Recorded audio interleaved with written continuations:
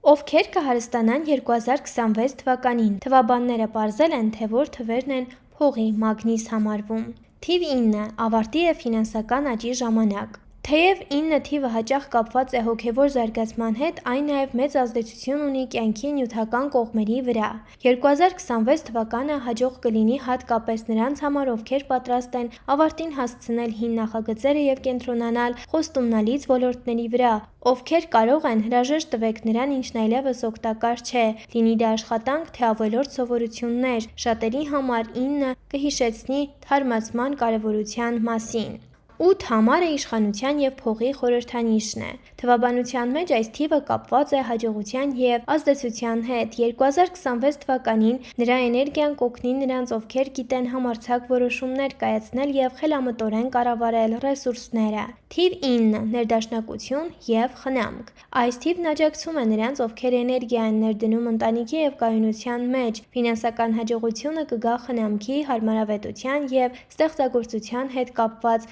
նախագծերի միջոցով։ Թիվ 3. Ստեղծագործականություն և հաղորդակցություն։ Այս թիվն աջակցում է նրանց, ովքեր չեն վախենում տեսանելի լինելուց և կրում են ստեղծագործելու, հաղորդակցվելու և ինքնադրսևորվելու էներգիա։ Եթե ձեր ծննդյան ամսաթիվը կապված է 3 թվի հետ, ապա ուշադրություն դարձրեք, թե ինչպես եք արտահայտվում կամ ներկայանում։ Ստեղծագործական գաղափարները, նույնիսկ նրանք, որոնք անհնար են թվում իրականացնել, կարող են 2026 թվականին վերածվել եկամտի աղբյուրի։ Դե ինչ, հավանեցի՞ր տեսանյութը, ապա բաժանորդագրվիր մեր YouTube-յան ալիքին, կիսվիր ընկերներիդ հետ այս տեսանյութով, չմոռանալով մեկնաբանություններ բաժնում գրել ձեր կարծիքը։ Շնորհակալություն ուշադրության համար։